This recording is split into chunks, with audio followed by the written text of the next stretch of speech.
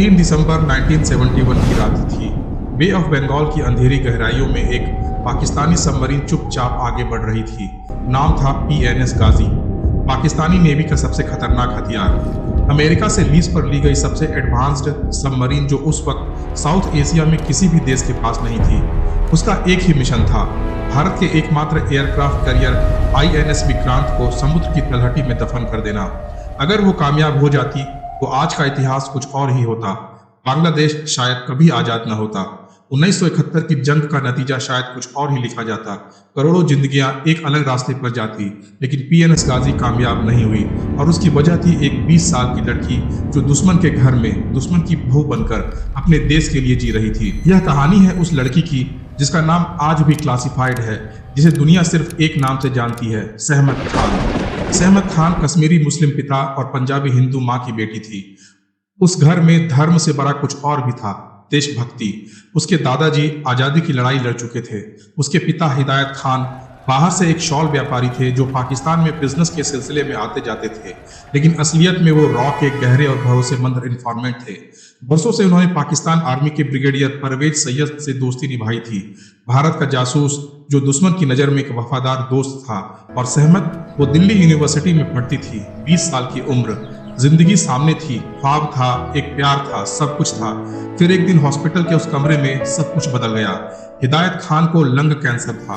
Doctor ने बता दिया था कि वक्त बहुत कम है और उस पिता ने जो जिंदगी भर देश के लिए जिया था, मरने से पहले अपनी बेटी से एक आखिरी गुजारिश करी, बेटा मेरे पास वक्त नहीं बचा है, लेकिन देश को अभी भी एक आंख की जरूरत है पाकिस्तान के अंदर, क्या तुम वो आंख बन सकती हो?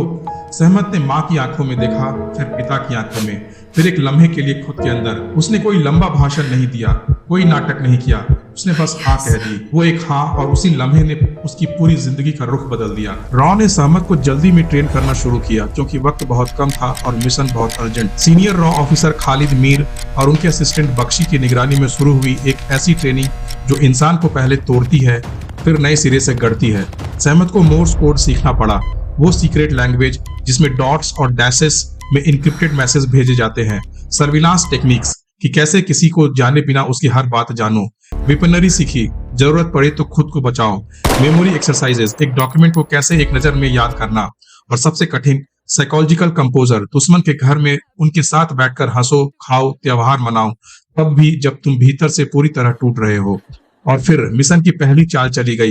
हिदायत खान ने अपनी पुरानी दोस्ती का इस्तेमाल किया। ब्रिगेडियर सैयद के बेटे मेजर इकबाल सैयद से सहमत की शादी तय हो गई। वो शादी नहीं थी, वो एक सबसे खतरनाक अंडरकवर असाइनमेंट था और सहमत उसमें अकेले जा रही थी। उस दिन जब वो लाल जोड़े में तैयार हुई, उसने दिल्ली में किसी और से किया हुआ प्यार हमेशा के लिए भुलाकर अपने सपने दफन करके देश के लिए अपना सब कुछ कुर्बान कर दिया। सहमत पाकिस्तान पहुंची, ब्रिगेडियर सैयद की हवेली में एक नई बहू की तरह, और उसने वो किया जो एक ट्रेंड स्पाई करता है। सबसे पहले उसने सबका दिल जीता। उसका स्वभाव इतना सरल था, उसकी मुस्कान इतनी जेन्युइन लगती थी कि सैयद परिवार ने उसे कुछ ही हफ्तों में अपना लिया। और सहमत ने एक और चाल चली। वो पाकिस्तान के एक आर्मी स्कूल में बच्चों को पढ़ाने लगी, उन बच्चों को जो पाकिस्तान के टॉप मिलिट्री ऑफिसर्स के बच्चे थे। यहाँ तक कि जनरल याहिया खान, पाकिस्तान के राष्ट्रपति और कमांडर इन चीफ, उनके पोते भी उसी क्लास में पढ़ते थे। इससे सहमत को पाकिस्तान आर्मी की सबसे ऊंची सर्किल तक इनडायरेक्ट एक्सेस मिल गई। दिन में एक आदर्श बहू, रात में एक जासूस। वो पूरा घर सो जाता था, सहमत अपने बाथरूम में जाती थी। वहाँ एक छुपे हुए रेडियो ट्रांसमीटर की मदद से वो मोर्स कोड में दिल्ली को मैसेज भेजती थी। हर बीप एक राज होता था, हर राज एक जिंदगी बचाती थी। लेकिन यह काम इतना खतरनाक था कि एक गलती, बस एक गलती उसकी जान ले सकती थी, और वो गलती लगभग हो ही गई। घर का एक नौकर अब्दुल सहमत पर नजर रखने लगा था। उसकी आंखें सवाल करती थी और एक रात उसने बाथरूम में सहमत का ट्रांसमीटर देख लिया। वो ब्रिगेडियर को बताने के लिए दौड़ा। सहमत के सामने मिशन और जिंदगी के बीच एक भयानक फैसला आ गया। उस पल सहमत अपना मिशन चुनती है। वो एक ऐसा कदम उठाती है जिससे उसकी इंसानियत, उसकी भावनाएं सब कुछ टूट जाती है। वो अपने ही ससुराल के लोगों के खिलाफ जाती है और ऐसी स्थिति आती है जहां उसे अब्दुल और इकबाल के बड़े भाई महबूब की जान लेनी पड़ती है, सिर्फ इसलिए ताकि उसका कवर न टूटे और भारत सुरक्षित रहे। 1971 का आखिरी महीना था। ईस्ट पाकिस्तान यानी आज का बांग्लादेश खून से लथपथ था। पाकिस्तानी आर्मी ने वहां अत्याचारों की वो दास्तान लिखी थी जिसे दुनिया आज भी जीनोसाइड कहती है। 30 लाख लोगों की हत्या, 1 करोड़ से ज्यादा शरणार्थी भारत की सरहद पार करके भारत की ओर आ रहे थे। मुक्ति वाहिनी बंगाली फ्रीडम फाइटर्स भारत की मदद से लड़ रहे थे और इंदिरा गांधी ने फैसला कर लिया था सिर्फ डिप्लोमेटिक प्रेशर काफी नहीं है। फील्ड मार्शल सैम मानेकशॉ के नेतृत्व में भारत को डायरेक्टली युद्ध में उतरना होगा। पाकिस्तान को पता था अगर भारत बे ऑफ बंगाल में नेवल डोमिनेंस हासिल कर लेता है तो ईस्ट पाकिस्तान का पतन निश्चित है। इसलिए उन्होंने एक दांव खेला, एक ऐसा दांव जो पूरी जंग का रुख पलट सकता था। 14 नवंबर 1971 को पीएनएस गाजी कराची से रवाना हुई। उसका मिशन था विशाखापत्तनम पहुंचकर आईएनएस विक्रांत को डिस्ट्रॉय करना। आईएनएस विक्रांत भारत का एकमात्र एयरक्राफ्ट कैरियर था जो बे ऑफ बंगाल में ईस्ट पाकिस्तान की नेवल ब्लॉकेड कर रहा था। विक्रांत के बिना भारत का ईस्टर्न फ्रंट कमजोर पड़ जाता, जिससे पाकिस्तान को जीत का रास्ता मिल जाता। लेकिन पाकिस्तान को एक बात नहीं पता थी, उनके सबसे बड़े मिलिट्री सीक्रेट की जानकारी पहले ही लीक हो चुकी थी, उनकी अपनी ही हवेली से। सहमत ने एक रात अपने ससुर ब्रिगेडियर के ऑफिस में फाइल्स में वो डॉक्यूमेंट देखा जिसमें पीएनएस गाजी के मिशन की पूरी डिटेल्स थी, उसकी एग्जैक्ट लोकेशन, उसका टारगेट, उसकी टाइमिंग। सहमत का दिल धड़क रहा था, हाथ कांप रहे थे। उसने हर लाइन पढ़ी, हर डिटेल माइंड में बिठाई और फाइल वापस रख दी। और रात को मोर्स कोड में वो मैसेज दिल्ली को भेजा जो भारत के लिए सबसे कीमती इंटेलिजेंस इनपुट बन गई। दिल्ली में रॉ के हैंडलर्स ने मैसेज डिकोड किया। तुरंत इंडियन नेवी को अलर्ट किया गया।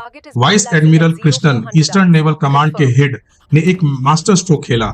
आईएनएस विक्रांत को secretly Andaman and Nicobar island की तरफ मूव कर दिया गया और उसकी जगह आईएनएस राजपूत, जो एक ageing world war II destroyer था, उसे विक्रांत का कॉल साइन इस्तेमाल करते हुए विशाखापत्तनम हार्बर के पास डिकॉय बनकर खड़ा कर दिया गया। गाजी को लगा विक्रांत वही है और वो अपने टारगेट की तरफ बढ़ती रही। 3 और 4 दिसंबर 1971 की रात के 12:14 बजे थे। आईएनएस राजपूत के सोनार ने अंडर वाटर एक्टिविटी डिटेक्ट करी।